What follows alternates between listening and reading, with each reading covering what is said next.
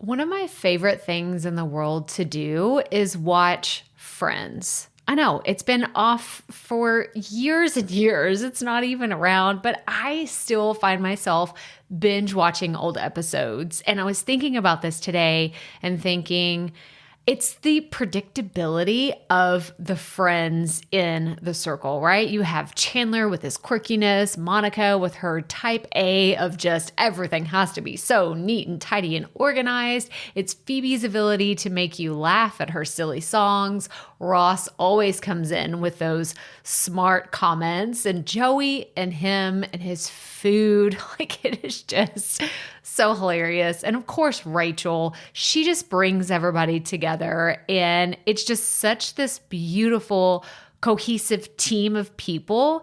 And it's why I wanted to come on and share with you today that I have an opportunity for you to find your friends in the content creation space. So if you are thinking about creating your first or your next digital course, I don't want you to miss this opportunity because Amy Porterfield just opened the doors for registration for her Course Confident Bootcamp. And I'm actually offering a special bonus for anyone that registers for the Course Confident Bootcamp through my special link. So I want you to go to crystalprofit.com/Amy-bootcamp to register. That's crystalprofit.com/Amy-bootcamp. And what you're going to find when you get there is I have this special bonus private podcast series. It's called Money Mindset for Creators. So I want you to go register for Amy's Bootcamp, download the podcast, and immediately start listening to it, because what this training is set up to do is to help you get your mind right about monetizing your content, making money so that you can fuel your content creation dreams. So go to crystalprofit.com/Amy-bootcamp to register for Course Confident. And I cannot wait for you to find your friends and find the people that will be there for you. Do you see what I did there? Yeah, nice little friends segue connection. Go to crystalprofit.com/Amy-bootcamp. And I cannot wait to see you inside. Okay, let's get into today's episode. You know, one of the things that really surprises me is how much content you can create around the topic of content because I'm looking at the things that we've been talking about the last few episodes. And I got to tell you, if you would have told me 2 years ago that I'd be creating consistent content around selling and funnel strategy and content strategy, I would have said, what are you talking about? That's not what I do. That's not the direction that I really want to take my content. That's not the evolution or the next step of this podcast. But the truth is, it is, because it's why we're here today. And it is the evolution and just the journey that this podcast has been on. And I'm so grateful to be able to grow with you, continue learning with you, and to deliver something that is not the same. Like, you will never hear the same message twice on this podcast. You may hear things that overlap, and you may hear me talk about something that we've talked about before, but it will always have a fresh spin on it. And I think that it's just one of those things that I hold very, very sacred in this podcasting space. I don't know why. I'm very much against just, rinse and repeat, do the same thing, talk about the same thing all the time. Even if you've talked about it, share it again and again and again. I feel like a broken record at that point. And I know that if you really need to hear a specific message on this podcast again, you'll go back and listen to that episode. I know, because I've done this too. I'm like, what did they talk about on that one episode? I'll go back and listen to it again if I need to. But I'm really excited because today we're going to step into a place that I haven't previously talked about as much. And to be very honest, I think it was simply because I didn't feel expert enough to speak about the things that I'm going to share with you today.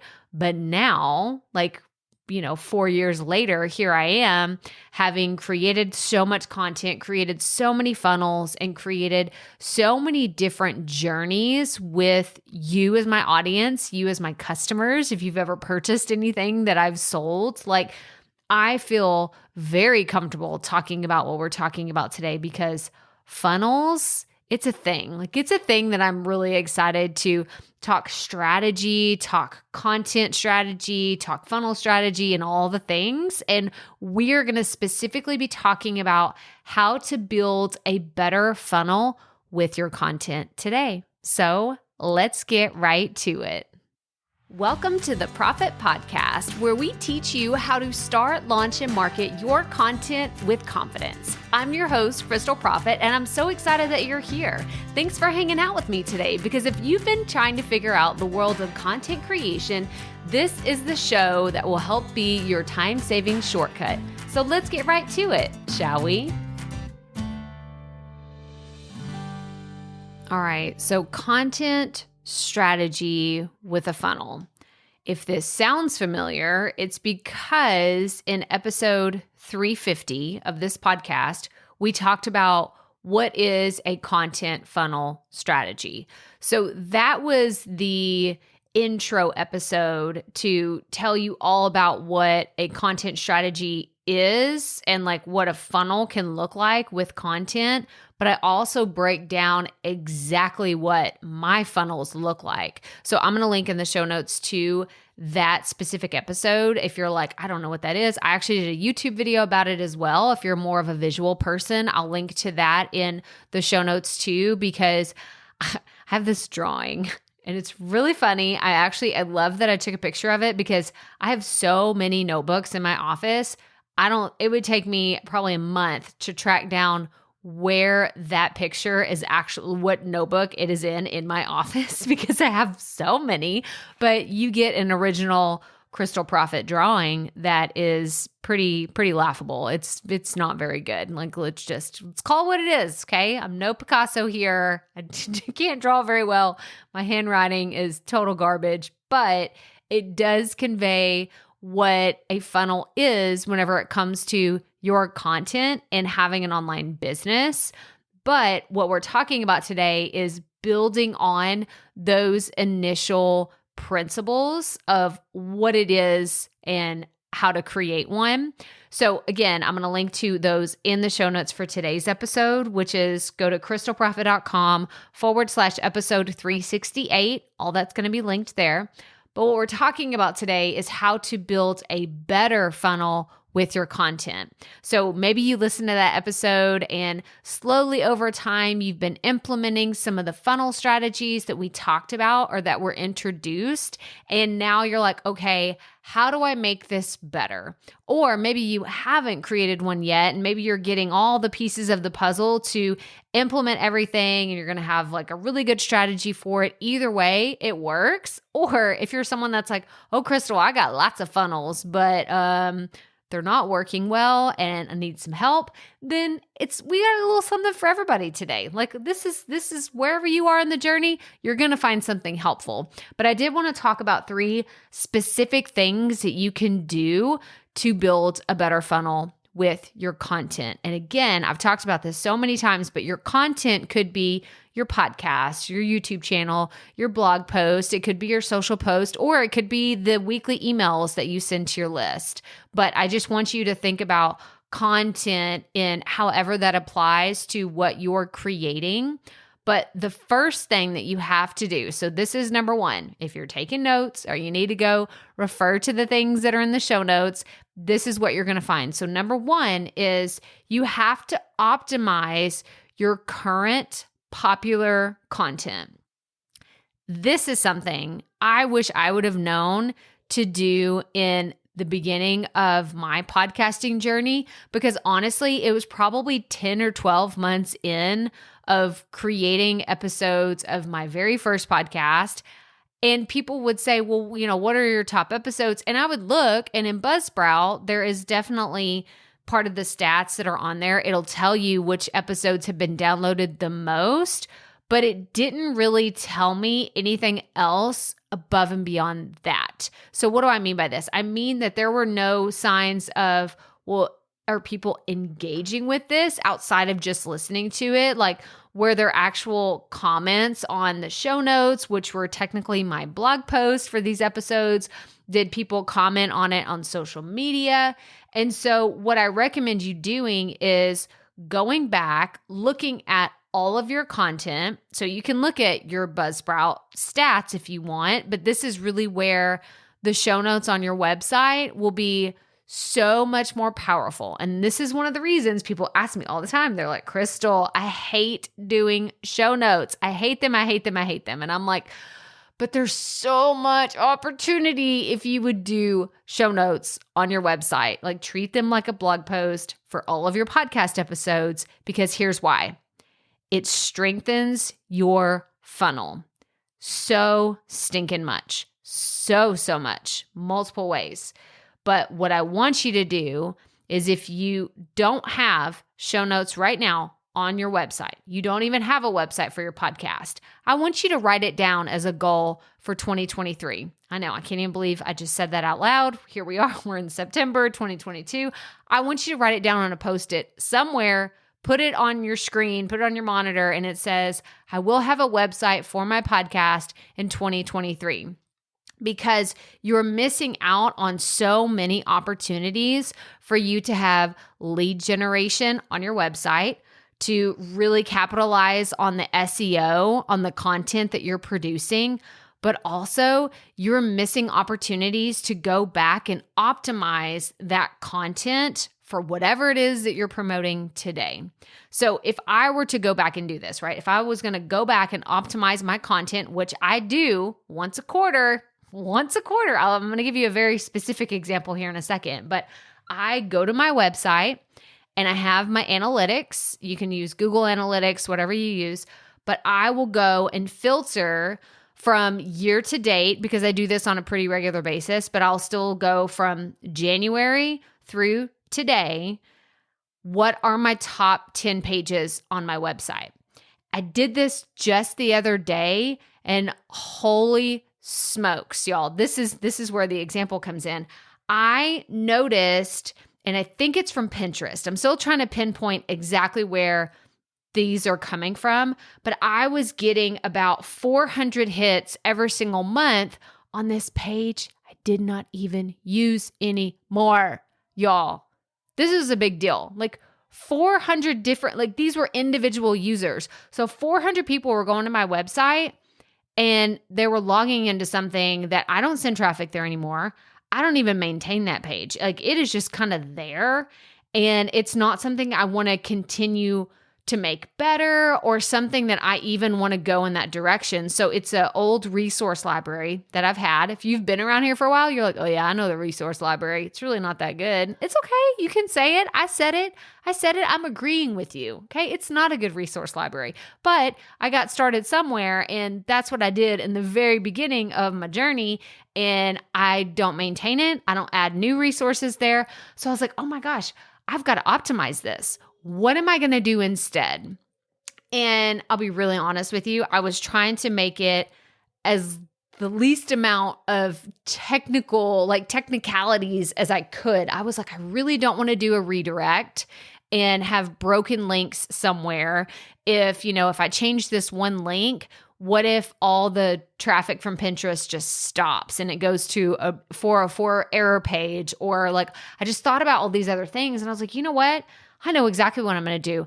I'm going to create a new resource page, and I'm going to link to this in the show notes so you can see what it looks like.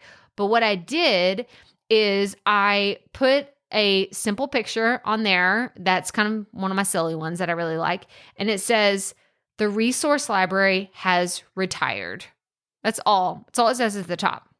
And then it says, but don't worry, I'm not going to leave you hanging. Check out my favorite resources today.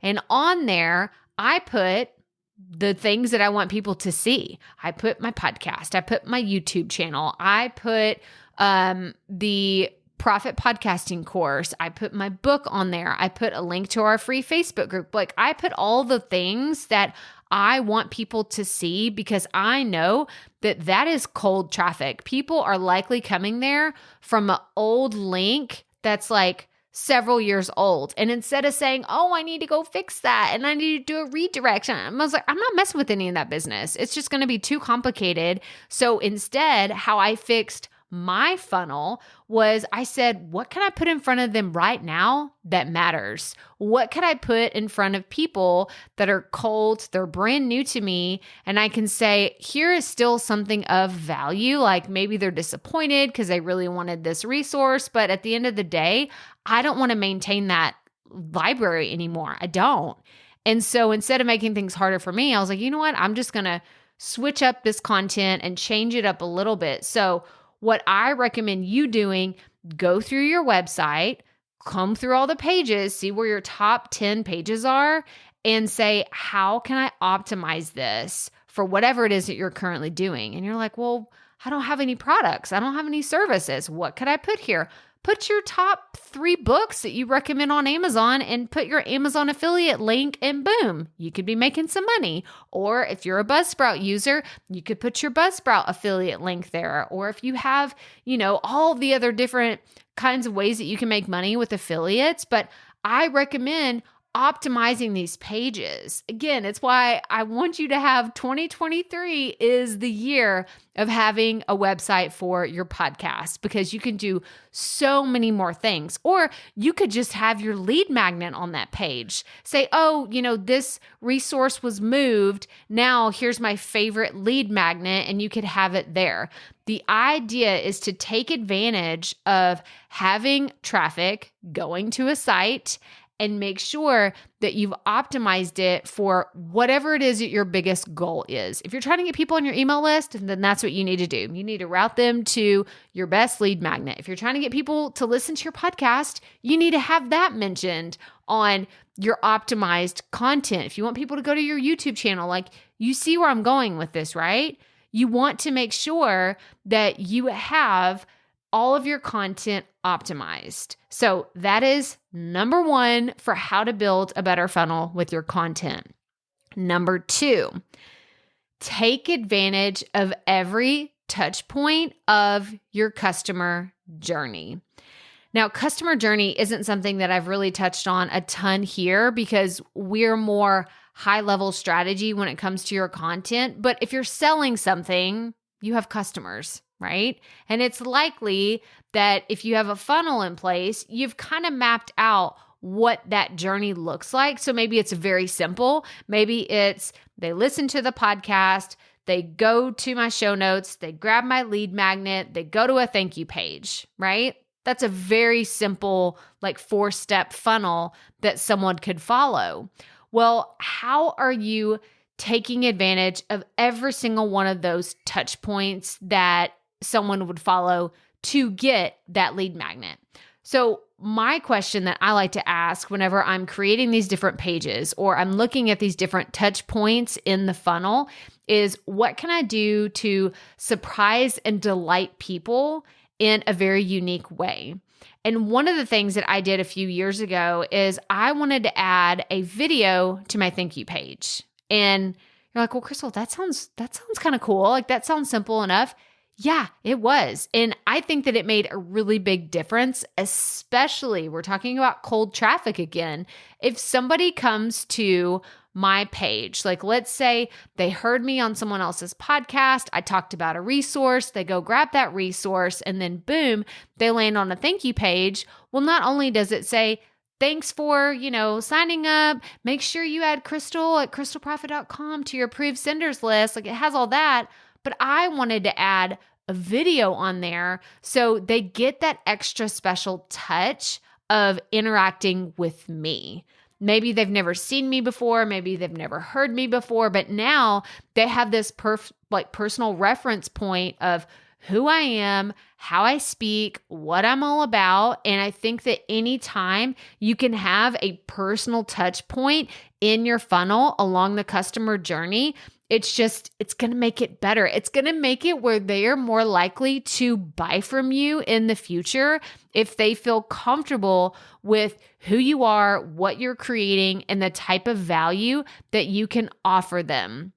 So I want you to think about this. Like, look at all of your funnels, even your free funnels, your paid funnels, anything. I want you to look at them, whether it's your lead magnet or a low ticket offer. I want you to be examining all the different touch points that someone goes through and ask yourself, how can I surprise and delight them during this whole process? Because what this is going to do is it's going to build a better funnel. It really will. Maybe it's giving your people that listen to your podcast or watch your YouTube channel, you're going to give them a special discount code that they could use to sign up for your brand new program.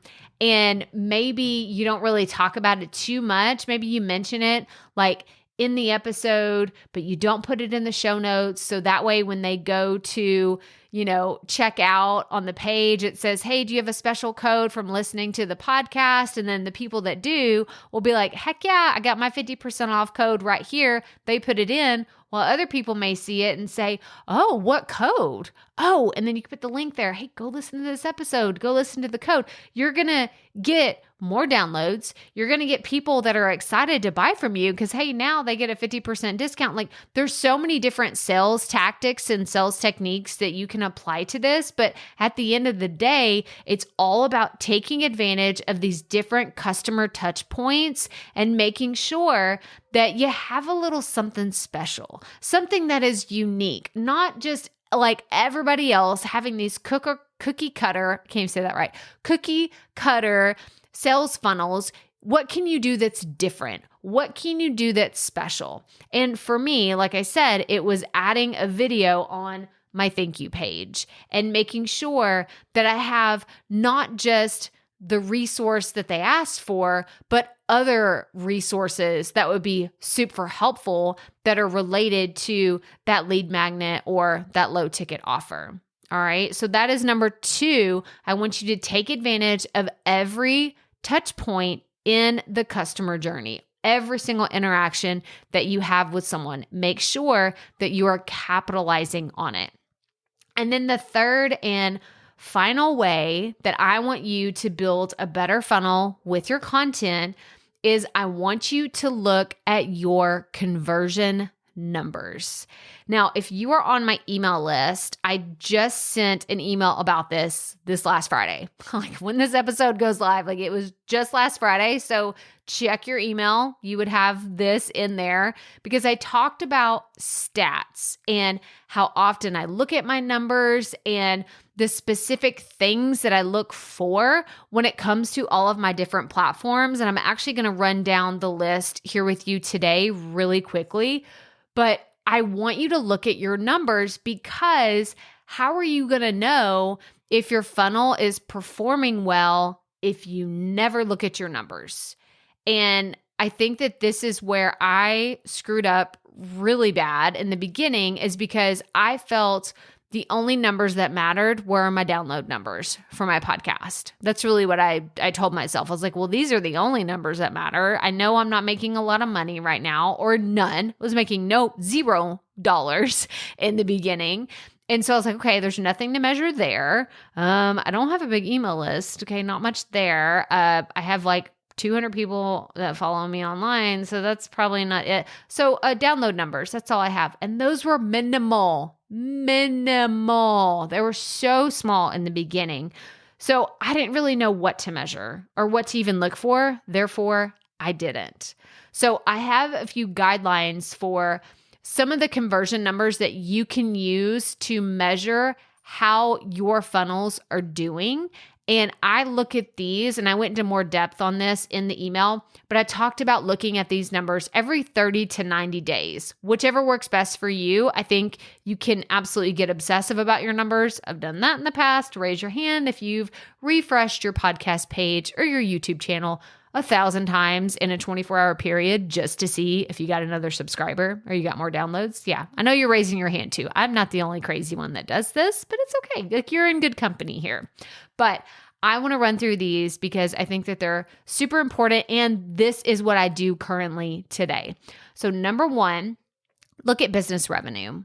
These are going in like chronological order of importance to me. These don't have to be the most important to you, but this is how I value each of these numbers. So number one, business revenue. I'm looking at my course and my product sales. So this is my big courses, my mini courses, my low ticket products, anything that I'm selling, typically through Kajabi. This is what I'm looking at, my business revenue. Then I'm looking at my affiliate income. What am I making from all my different sources? And I will go through at least once a quarter and look at my highest earning affiliate income, because then I know, hey, I got to talk about this some more because it's performing well. And then the top contributing revenue source. And what I mean by that is, what is the thing that is making me the most amount of money? Because y'all, at the end of the day, if you are a business, this matters. This matters. You need to pay attention to this. You need to look at where you're making money and where you're not. Because if you're not making any money in one particular area, then you got to start asking those hard questions. Is it worth continuing to sell this thing, or continuing to promote it, continuing to put a lot of time, energy, and effort into the thing that isn't making you any money? This is like something that's one of those harsh realities of, you know what, like I'm going to tell you the hard truth that if something is not making you any money, we need to evaluate. Do we need to have a version 2 that's a little bit better? Do we need to scrap this whole thing? Or do we just need to not promote it that much and just have it in the background? These are questions that I can't answer for you, but they're ones that I ask very often whenever I have a low performing product or course. Okay, so that's number one. This is what I look at when it comes to business revenue. Number two, email. Email. This is the second thing that I look at. Well, it's not the second thing I look at. I look at my email actually a lot more than I look at my revenue, just because I'm in there every single week. And even when I'm in a launch, I'm in there even more. I'm in ConvertKit all the time. But what I look at is my number of subscribers. So how many people are actually on my email list? I look at my open rate percentage, my click-through rate percentage, and the largest lead generation source. So what is bringing in new subscribers, right? I recently added a footer to the bottom of my website, and that's one of the things that I wanted to measure. I was going to say the last 6 months, but really it's this year that I implemented it, because I did it towards probably the first quarter going into the second quarter of the year. And I was like, why didn't I think of this before? I should have put somewhere on my website that people can opt in if they want to. So I'm going to see how that performs over the 12 months that like after it was implemented, and see, okay, is that worth leaving there, or is it like not really bringing in that many things? Plus, I also get to see these different promotions, and I've done like several like affiliate bundles like BC Stack, Podcasters Kit. I've spoken on stages, I've done guesting. Like I want to know, where are my leads coming from? Because as of right now, the BC Stack promotion for this year has brought in the most leads to my email list. Why is that important? Well, because if they ask me to do something again, I'm going to say, heck yes. Yes. Because those were emails, like brand new subscribers. Maybe you're listening to this and you're like, oh, Crystal, I heard about you from the BC Stack promotion that you did this year. Well, I'm so happy that you're here. And I'm glad that that worked, because it has just been a great way to add email subscribers to my list, bring new people into this community so that I can give them helpful resources, hopefully convert them on a product or a service that is going to work well for them. And the last thing I want to say is, when it comes to my email list, I also scrub my list at least once a quarter. If you're not really familiar with email marketing, what that means is I will go through and delete people off my email list. And you're like, oh my gosh, Crystal, why would you ever do that? I deleted, and it was so painful. I can't remember if it was 400 or 600. I deleted hundreds of people this one time on my email list, and it hurt my stomach, because I think I had just gotten to 1,000. I'd just gotten to 1,000 people on my email list. And then to find out when I went to scrub it, I want to say it was around 400 people. Like they were just gone.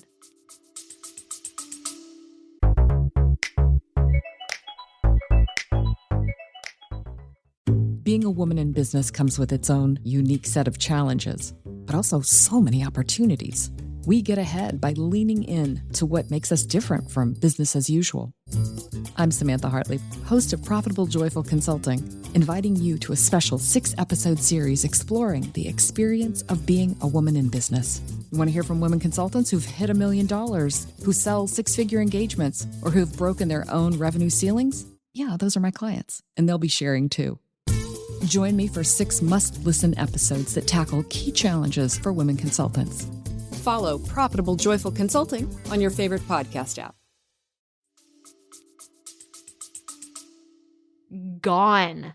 400 people. Because I scrubbed my list. They were cold. They had already unsubscribed, but they were still there for some reason. And some other people had bounced. Like there's all these reasons why people would be on your list still. And oh my gosh, it is gut-wrenching to scrub your email list, but it's also necessary. It's the spring cleaning that you need to do at least once a quarter.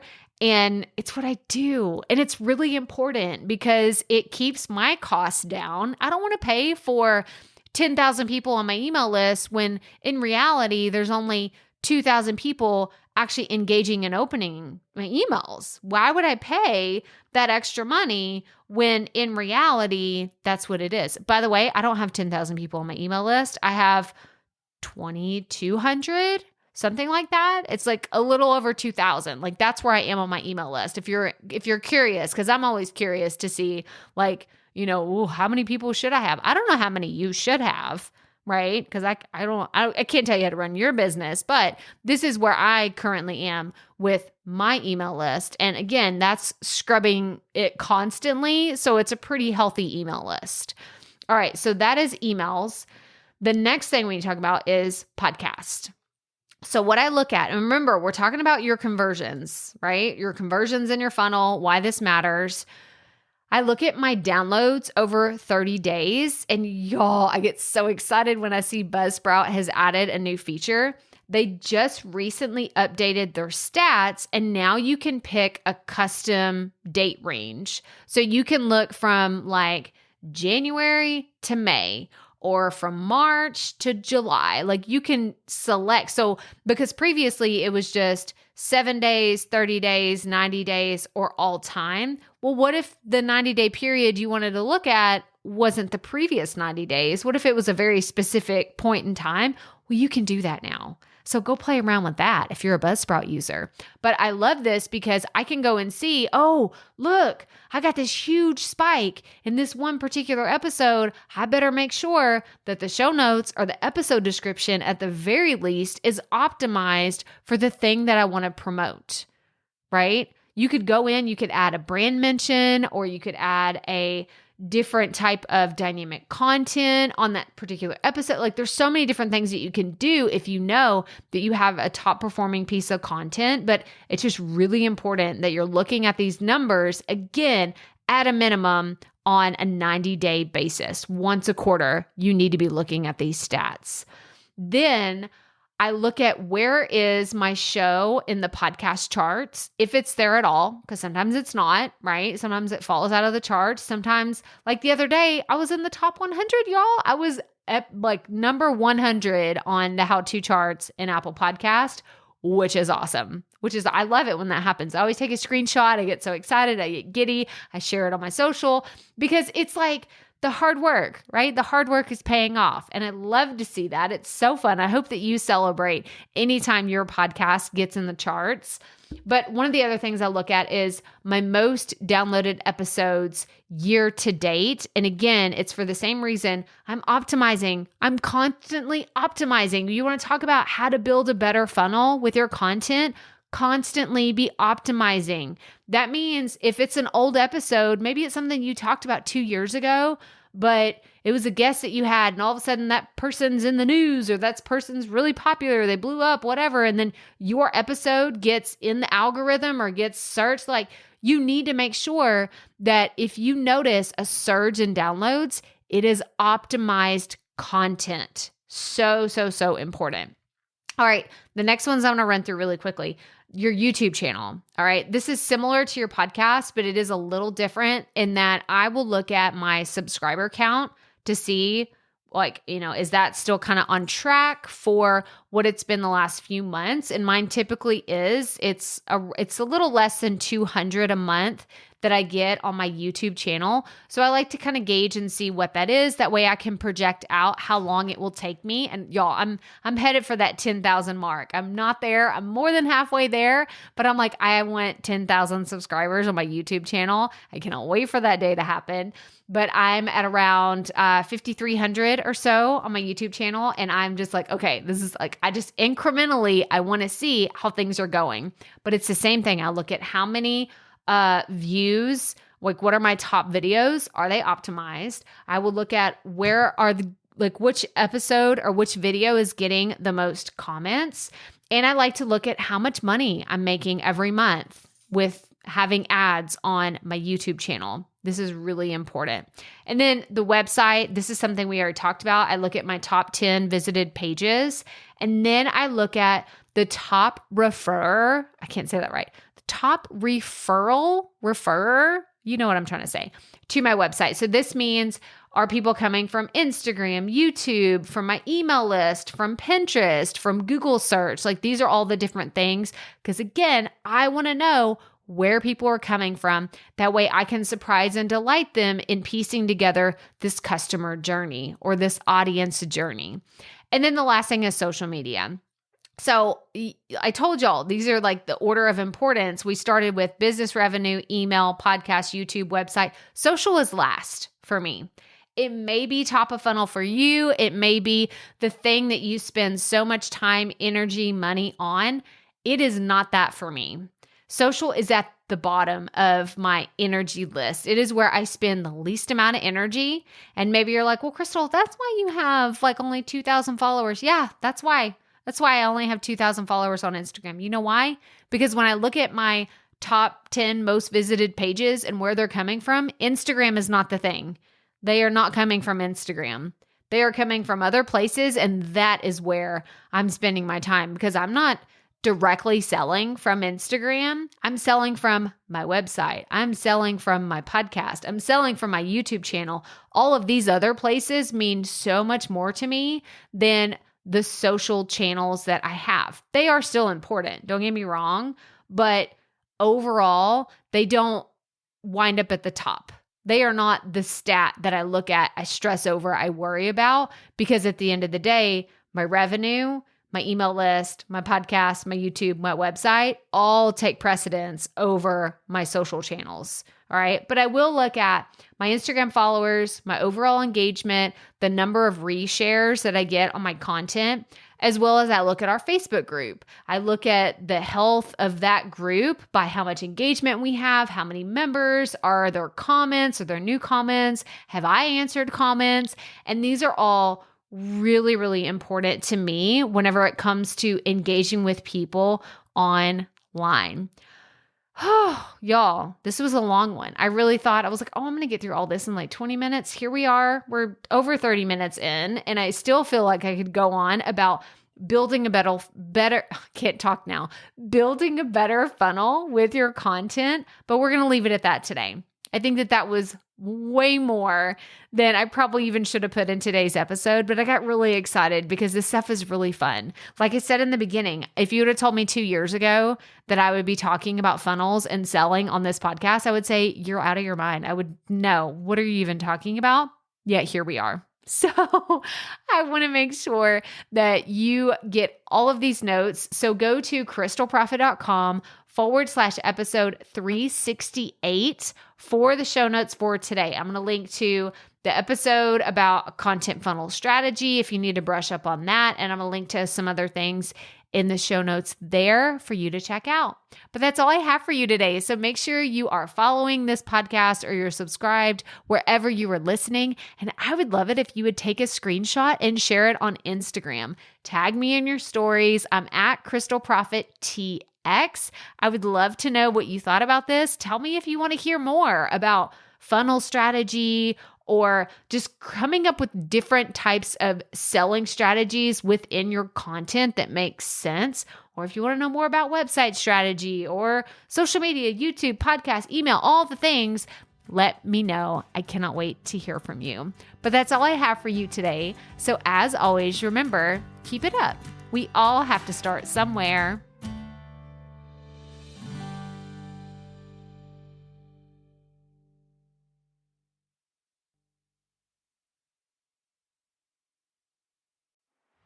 Hey, Profit Podcast listeners. Thanks for sticking around to a little bit after the episode to hear this special message because I want to hear from you. We are starting a new segment called Fan Mail Shoutouts, and I want to hear from you and I want to hear your questions. What do you want to know? What questions have you been dying to ask me? So here's how to make this happen. Go to the app where you're listening to this podcast right now. Go there. I'll wait a second. Okay. Now, once you're there, you're going to see a hyperlink at the top of the episode description that says, send Crystal a text message. And that's all I want you to do.